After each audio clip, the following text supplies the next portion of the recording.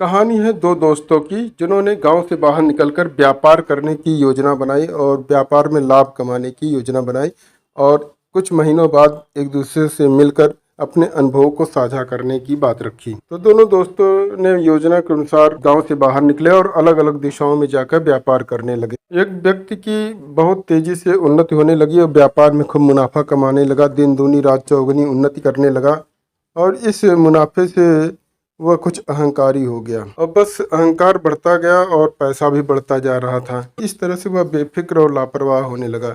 किंतु कुछ दिनों बाद मंदी का दौर आता है, उसे बहुत नुकसान होने लगता है। अब वह नहीं समझ पा रहा कि इस मंदी के दौर में अपने व्यापार को लाभप्रद कैसे बनाए रखे जाए और घाटा उसका बढ़ता जा रहा था और उसको समझ में नहीं आ पा रहा था कि घाटे को कैसे रोका जाए, घाटे की रोकने की योजना कोई कैसे बनाते हैं। अब इस धीरे धीरे उसकी पूरी पूंजी ही समाप्त हो गई और वह बर्बाद सा हो गया। तो बर्बाद हुए व्यक्ति ने सोचा कि चलो मित्र के पास चलते हैं, शायद वो भी बर्बाद हो गया होगा, मेरी तो पूंजी खत्म हो गई, अब उसका चलकर हाल चाल लिया जाए। वह आया और दूसरे मित्र के पास पहुंचा तो देखा कि दूसरा वाला मित्र मुनाफा कमा रहा है, लाभ कमा रहा है और खूब प्रसन्न है। मंदी के दौर में भी उसका व्यापार घट नहीं रहा बल्कि बढ़ रहा है। अपने दोस्त से इसकी वजह पूछी कि तुम अभी भी लाभ कैसे कमा रहे हो। तब लाभ में चल रहे मित्र ने कहा, मित्र मैं लगातार मेहनत करता हूँ, अभी भी कर रहा हूँ।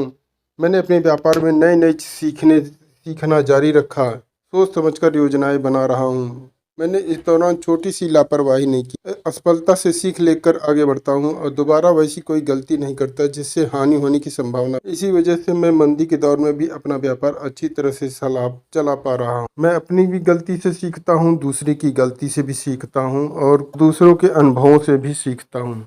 इस तरह से सीखने से मेरा व्यापार कभी घाटे में नहीं गया और लगातार बढ़ रहा है। मंदी के दौर में भी मैं अपने व्यापार को बनाए रख पाने में सक्षम हूँ।